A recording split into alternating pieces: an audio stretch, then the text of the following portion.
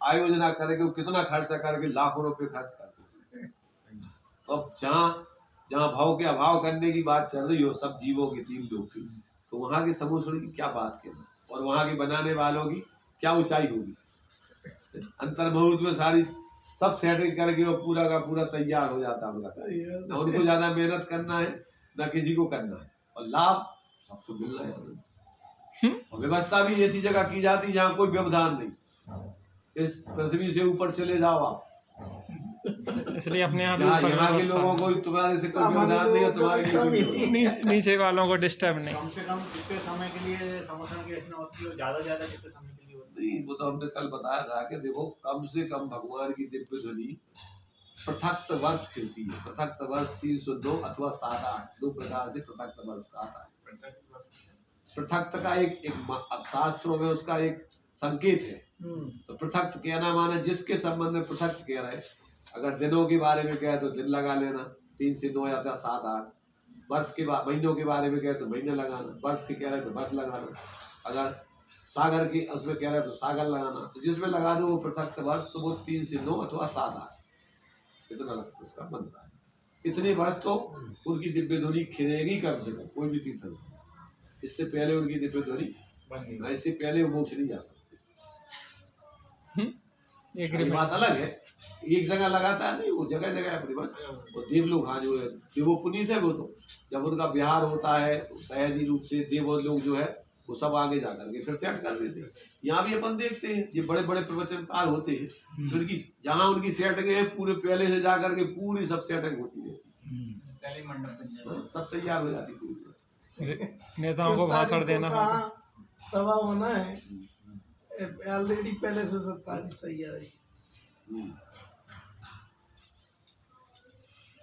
अब जैसे वो समोसरण, मतलब समोसरण पूरा हो गया, दूसरी जगह जाना है, तो फिर वो सहज ही आकाश मार्ग से उनका गमन चलता होगा। तो क्या है, एक नियोग है उनका, एक व्यवहारिक व्यवस्था से जो है निवेदन करते हैं इंद्र वगैरह आपका मंगल विहार हो। वो तो एक कहने की बात है, वास्तव में तो उनका वो सहज ही योग बनता है। सजीवों के भव्य जीवों के किस तरफ उनका विहार होना है वो सब होता है। कौन? भगवान नहीं, भगवान नहीं, देवों को पता रहता है कहाँ विहार होना है। तो वो जो है एक पुण्य के उदय वाली प्रक्रिया जो होती है, उनके कमलों की संरचना होती जाती है, आगे वो ऐसे चले जाते हैं। तो इस प्रकार से ये जो कमलों की रचना होती है वो भी देवोपुरी, सब पूरी देवों। इस प्रकार से ये सारा का सारा कार्यक्रम जो है मैंने वहाँ चलता है। अब आगे जो है इसमें पूर्वापर विरोध नहीं है, क्या नमस्कार आदि करने को, उसका खुलासा करते हैं। अच्छा, ये भी व्यवस्था देवपुनी की होती है कि वो हवा में अदर ऐसे चलते जाते हैं, वो तो खुद कही व्यवस्था। जो उपयोग उसमें पूरी सब तो अपने में नहीं है। ये तो सकल केवल ज्ञान है, उनको कोई उपयोग ना उपयोग लगाना है ना हटाना है। वो तो आघातीय कर्मों के निमित्त से व्यवस्था ऑटोमेटिक बन गई है। उसके लिए दृष्टांत दिया कि जैसे बदल के बिघटना, बनना, बरसना और तुम्हारे से बदलों की आवाज होना, अभी सोच करके करते क्या? जीवों के पुण्य के उदय से अपने आप सहज रूप से व्यवस्था बनती है। अच्छा, ये जो दिव्य ध्वनि कीर्ति भगवान विराजमान होते हैं तो खड़गासन भी हो सकते हैं, पद्मासन दोनों नहीं, वो पद्मासन नहीं रहेंगे, खड़गासन जब बिहार होगा तो ऑटोमेटिक खड़ा होगा। वो भी उनके मन की इच्छा नहीं है, वो उसमें तो कुछ है ही नहीं ना कि भीतर आगे पूर्वा पर नमस्कार। इस प्रकरण में न बोलते हुए भी जिस प्रभु की भारतीय रूप विभूति बिना चाहे जयवंत प्रवृत्ति है, उस अनंत देव को नमस्कार किया गया है। पूर्व श्लोक में अपने मूल प्रयोजन को ध्यान में रखकर कहा गया है कि मैं इस शुद्ध आत्मा को नमस्कार करता हूँ, जिसने आत्मा को आत्मा रूप जाना और पर को पर रूप जाना, और इस जानन के फल में अविनाशी असीम ज्ञानानंद भोग रहे हैं। ऐसे विशेषणों सहित सिद्ध को नमस्कार किया गया था। ज्ञानवान पुरुष विशेषण भी बोलता है तो अपने प्रयोजन की सिद्धि माफिक बोलता है। जैसे यहाँ लौकिक पुरुष धनी पुरुष को यदि कुछ कहेगा तो ऐसा विशेषण लगाकर कहेगा जिससे कुछ अर्थ प्रयोजन सिद्ध होता है, और त्यागी को कोई विशेषण बोलेगा तो ऐसे विशेषण बोलेगा जिससे धर्म पालन का प्रयोजन पूरा होता है। विशेषण भी लगाए जाएंगे तो जैसे किसी से दान लेना है उसके लिए उस जाति के विशेषण लगा करके वो उसकी दान महिमा श्रेष्ठ। की और जिससे अपन को धर्म लाभ लेना है तो उसके लिए उस जाति के विशेषण लगा करके उसको धर्म मान शिरोमणि। सम्मान दिया जाएगा। दान शिरोमणि। तीर्थ शिरोमणि, धर्म तीर्थ शिरोमणि, तो अलग अलग प्रकार के विशेषण उनमें अर्थ लेना फिर उससे संबंधित अर्थ प्रयोजन से जुड़ा। तो सिद्ध का चूंकि वह आदर्श मात्र है, वे हमारे किसी काम नहीं आते। वे तो लोक के शिखर पर आनंद रसलीन है, वे अपना प्रणमन करते हैं, तब उनको नमस्कार किया गया है। उनका आदर्श बताकर और वे किस उपाय से ऐसे सिद्ध बने हैं, उस उपाय को विशेषित करके पुकारा था। यहाँ अनंत देव के बंधन के प्रकरण में नमस्कार करते हुए विशेषण दे रहे हैं कि जिसकी अलौकिक दिव्य ध्वनि बिना चाहे बिना बोले जयवंत प्रवृत्ति है। हमारे उनकी जो है सिद्धों की अपन को महिमा करना है तो सिद्धों की महिमा सिद्धों जैसे विशेषण लगा के की जाएगी। तीर्थंकरों की महिमा करना है तो तीर्थंकरों को विशेषण लगा के उनकी इनकी दिव्य ध्वनि की महिमा करते हुए इनके समूषण आदि की वायु वैभव आदि को बताते हुए इनकी महिमा और अंदर के अंदर चतुष्टय का वैभव बताते हुए महिमा करेंगे। तो ये सब जैसे अपन देव सात गुरु की पूजन पढ़ते हैं ना तो उसमें जो जयमाला रहती है तीनों की अलग अलग उनकी स्तुति की जाएगी, उनकी विशेषताएं बताई जाएगी। सास की गुरु सास की अलग है, गुरु की अलग है और भगवान की अलग है तो उनकी महिमा अलग है। तो जिनकी ध्वनि है ओंकार रूप निरक्षरमय महिमानु दशष्ट महाभाषा समेत लघु भाषा शतक सुचित सुस्यादवादमय सप्तभंग गणधर बूथे हाय सो रवि शशि न हरे सो तम हरा सो साथ नमो बहु कीर्ति। तो फिर सबकी अपनी उसकी जो भी अपन पढ़ते हैं उसको अगर अपन देखो औपचारिकता में रूढ़ी से नहीं पढ़ेगा, समझ के पढ़े तो इसमें पूरा स्वाध्याय होता है। चाहे पूजन हो, चाहे स्तुति हो, चाहे जो भी हो व्यवहार में धर्म का, उन सब में अपने लिए पूरा वस्तु स्वरूप का सब अपने इधर उधर के मोह के कार्य बचते नहीं हो। और अपन तो क्या है औपचारिकता में आते हैं जल्दी जल्दी बोल दिए मशीन जैसे और ध्यान अपना है जल्दी वापस जाना, तो परिणामों की विशुद्धि नहीं करते। चलिए सुखार्थिता के पूरक अनंत भगवान, सुखार्थिता के पूरक अनंत भगवान। देखो सभी लोग सुख चाहते हैं, सुख मिलता है यथार्थ ज्ञान से। यथार्थ ज्ञान होता है शास्त्रों के अध्ययन से और शास्त्र आए हैं दिव्य ध्वनि से और दिव्य ध्वनि आई है अनंत भगवान से। इस कारण जिसे सुख चाहिए, जिनेंद्र देव के मार्ग में लगना है, उसको अनंत भगवान का शरण लेना चाहिए। ऐसे ही अनंत देव स्वरूप हैं, कल्याणमय हैं, आनंद के निधान हैं और भव्य जीवों को मोक्ष मार्ग में लगाते हैं।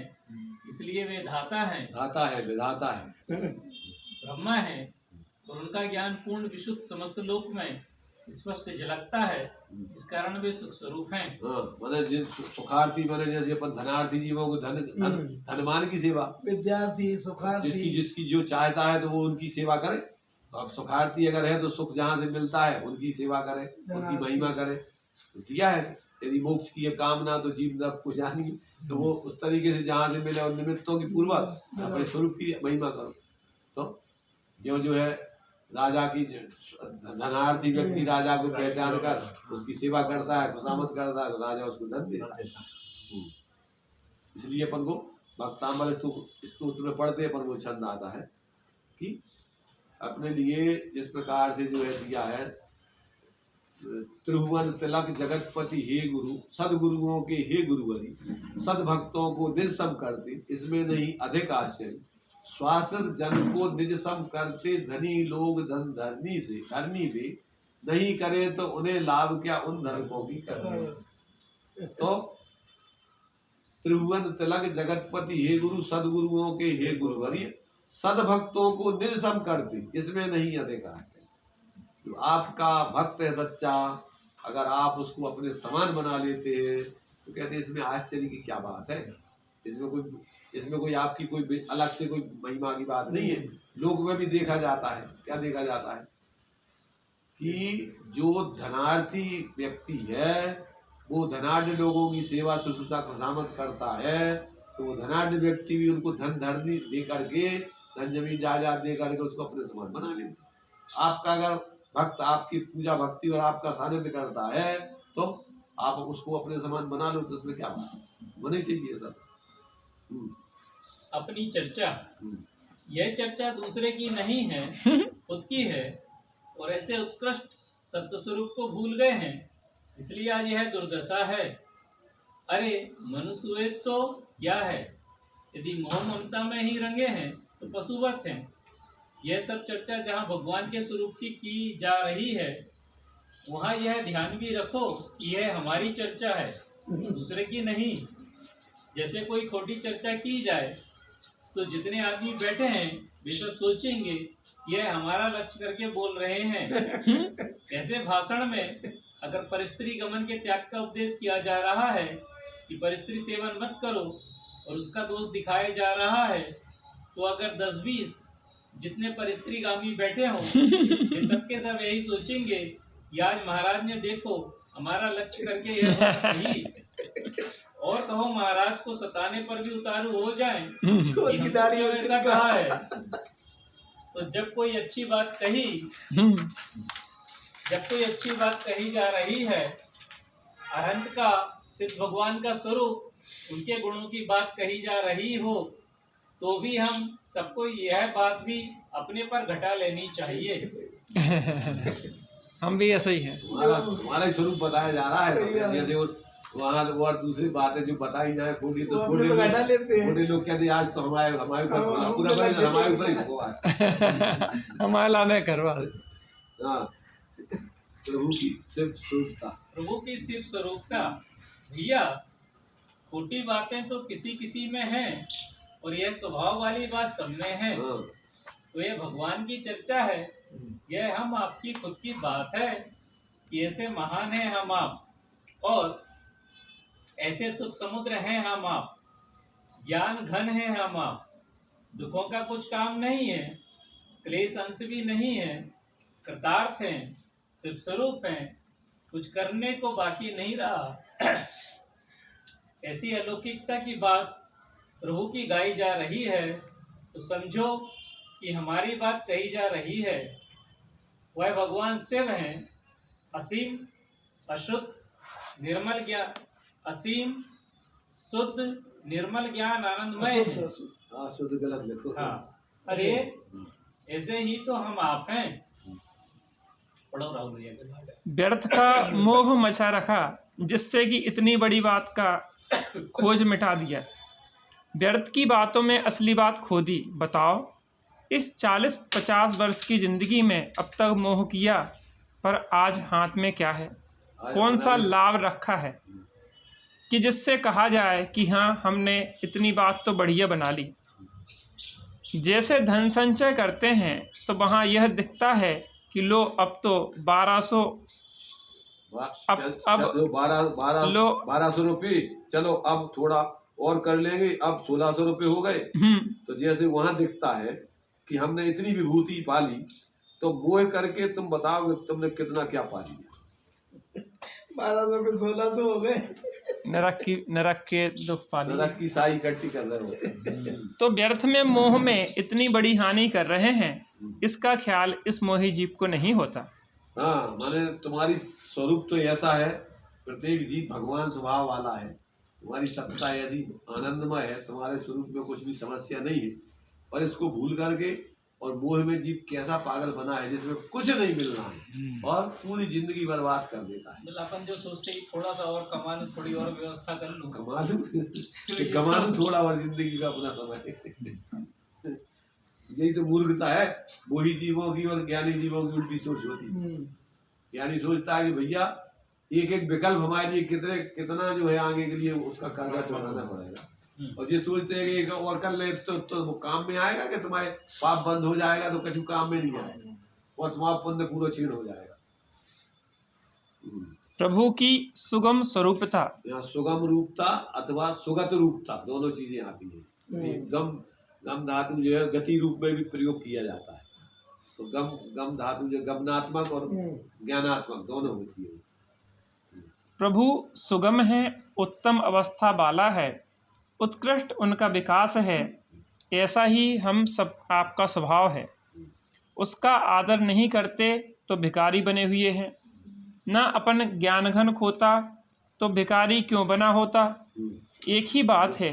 ना अपन ज्ञान घन खोता तो भिखारी क्यों बना होता। मतलब अपना ज्ञान, अपन अपने ज्ञान घन को नहीं खोते तो काय को भिखारी बने होते यार।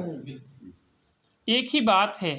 आशा किए जा रहे हैं किसकी, दूसरे हाड़ मास चाम की, पर्याय की। बताओ यह मोही जीव आत्मा से प्रेम करता है या शरीर से। एक निर्णय तो बताओ। शरीर से पूछना कि तुम काय से प्रेम कर रहे हो, तुम्हें युक्ति तर्क से सिद्ध कर रहा है कि तुम कछु से प्रेम नहीं कर, पागल हो तुम। देखो तो इससे ही शरीर से प्रेम करता है। एक निर्णय तो बताओ, शरीर से प्रेम करता है यदि मोही जीव, यदि मोही तो जब आत्मा चला जाता है तो फिर क्यों नहीं शरीर से प्रेम करता। अगर शरीर से प्रेम करते हो तो बताओ, इसमें से जीव निकल जाए फिर करके कर रहे तुम प्रेम। तो इससे ही सिद्ध हुआ कि शरीर से तो प्रेम किया नहीं मोही ने, और क्या आत्मा से प्रेम किया। आत्मा को तो जानता ही नहीं, और आत्मा तो सब एक स्वरूप है, तो किस आत्मा से प्रेम करे। स्वरूप सबका एक जैसा है, अब किससे प्रेम करूं, किससे द्वेष करूं, किससे राग कौन सी आत्मा से प्रेम करूं। तो यह आत्मा से भी प्रेम नहीं करता, फिर क्या कर रहा है। कुछ समझ में नहीं आता। न आत्मा से मोह करता है, न शरीर से मोह करता है, और कर रहा है मोह, बिगाड़ रहा है सर्वस्व। कैसी एक बेमेल बात बन रही है। फिर उसी के सब हामी बन रहे हैं। ऐसे पागलों के सब परस्पर में हामी बन रहे हैं।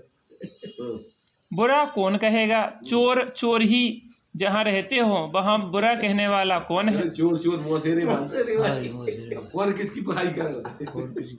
सब एक से ही है। सभी चोर बैठे हैं, कौन बुरा है कि तू चोर, कौन बुरा कहे कि तू चोर है। सभी मोही बैठे हैं संसार में, कौन किसको कहे कि तू व्यर्थ काम कर रहा है। कौन कहे उसको, कोई ज्ञानी कहे तो बहुमत के आधार मानते नहीं है। ऐसी बातें करते हैं। बिना उसके काम चलेगा। कहोगे भैया तो कभी नहीं होते। न शरीर से प्यार करता है, न आत्मा से प्यार करता है, और कुछ धुन कर ही रहा है। मैंने कुछ धुन कर ही रहा, मैंने धुन कर ही रहा है। कोई ना कोई धुन चल रही है, लगा है, किसी न किसी धुन में लगा है। तो एक इस ज्ञान घन आत्म स्वरूप को भूल जाने से यह अपने आपको ऐसी दुर्दशाओं में लिए जा रहा है। ये सारी की सारी दुर्दशाएं एकमात्र अपने स्वरूप को भूल करके इसकी चल रही है। प्रभु की विष्णु रूपता एवं जिन रूपता। हमने इनके जितने नाम उसकी विशेषताएं दी है तो उनका खुलासा कर रही है। भगवान अरहंत देव की चर्चा है, जिनकी मूर्ति बनवाई जाए, जिसमें अरहंत की स्थापना की है। अरहंत भगवान की चर्चा क्या है, वह है अपनी चर्चा। प्रभु विष्णु हैं, सर्वव्यापक हैं। भगवान का ज्ञान लोक अलोक सब में फैला हुआ है। प्रभु के ज्ञान में कुछ भी बात अज्ञात नहीं है। ऐसे ये अरहंत देव हैं और जिन स्वरूप हैं। अरहंत देव कैसे है, जिन स्वरूप है। रागादिक दोषों को, विषय कसायों को जिसने जीत लिया उसे जिन कहते हैं। प्रभु अरहंत देव जिन हैं। अभी उनके शरीर लगा है पर भगवान हो गए हैं। केवल ज्ञान, केवल दर्शन, अनंत आनंद, अनंत वीर उनके प्रकट हो गया है। उन्हें सकलात्मा कहते हैं, जिसे कोई सद्गुण ब्रह्म कहते हैं। उनकी सदृशता कुछ मिलाई जा सकती है तो कहना चाहिए सुगुण, साकार, सशरीर तो हुए अरिहंत, और निर्गुण निराकार अशरीर हुए सिद्ध। ये सब जो है मैंने जो लोग मानते हैं लोक में दो प्रकार के भगवान, एक निर्गुण एक सगुण। तो कहते हैं वो सगुण माने जो अपने लिए जो इधर अपन तो सकल और निकल परमात्मा, तो जो अपन शरीर सहित है देख सकते हैं उनको बाहर में, माने संयोग की तरफ, तो वे सगुण है। और जिनके लिए देख नहीं सकते हैं वे निर्गुण है। निर्गुण ब्रह्म माना में लोग माने अमूर्तिक हो गए वो। तो इस प्रकार से लोग में भी इन्हीं अरहत तो सिद्ध भगवान के नाम है। नमस्कार की पूर्वापरता में प्रयोजन। यहाँ सर्वोत्कृष्ट अवस्था होने के कारण प्रथम सिद्ध को नमस्कार किया है, और अब यहाँ अरहंत को नमस्कार किया जा रहा है। कहीं अरिहंत को पहले नमस्कार किया गया है, बाद में सिद्ध को नमस्कार किया है। वहाँ दृष्टि है उपकार की। अरिहंत देव के द्वारा यह मोक्ष मार्ग चला, दिव्य उपदेश हुआ, लोगों को दर्शन का लाभ हुआ। इस कारण अरिहंत देव परम उपकारी हैं और इस नाते से अरिहंत को पहले स्मरण किया, फिर पीछे सिद्ध को स्मरण किया। और कोई पुरुष गुरु का ही स्मरण करके पहले और पीछे अरिहंत सिद्ध का स्मरण कर ले तो यह भी संभव है, उल्टा नहीं है। यह तो भक्ति की बात है, जिससे साक्षात उपकार हो वह पहले ध्यान में आए। अरिहंत और सिद्ध का राज तो गुरु ने बताया। जैसे लोग कहते हैं गुरु गोविंद दोनों खड़े काके लागू पाए, बलिहारी व गुरु की जिन गोविंद दियो बताए। तो शुद्ध आशय हो तो कैसा ही कुछ कर लो, उसमें कोई अंतर नहीं आता। यहाँ पहले सिद्ध को नमस्कार किया है, पश्चात अरिहंत देव को नमस्कार किया जा रहा है। मैंने इसमें नमस्कार में पूरा पर विरोध नहीं समझना। तो उसमें जिस प्रयोजन से कहा किया जा रहा है अभिप्राय, उसमें सबका अपना अपना सही है।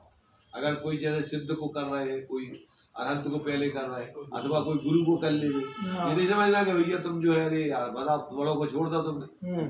जिन्होंने पूर्ण उद्देश्य बता दिया है उनको नमस्कार। जिनने अपने लिए जैसे वो आता ना एक वो तुम्हारे से वो उसका सेठ का वो कुत्ते का मर करके जीवनधर कुमार, तो वे सबसे पहले जाके उनने मुनिराज की जगह सेठ को नमस्कार।